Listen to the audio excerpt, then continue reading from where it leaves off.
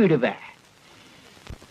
தீப்பெட்டிக்கு 2 பக்கம் வரசாதான் தீ பிடிக்கும். ஆனா இந்த அலெக்ஸ் பாண்டியனுக்கு எந்த பக்கம் வரசாலும் தீ பிடிக்கும். நம்ம ஆளுங்க கிட்ட நம்ம தாய்மொழியில பேசுதாங்க நமக்கு மரியாதை. தமிழியே பேசு.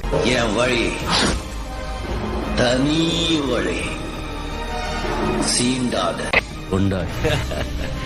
கண்ணா பண்ணிங்க தான் கூட்டமா வரும், சிங்கம் சிங்கலா தான் வரும்.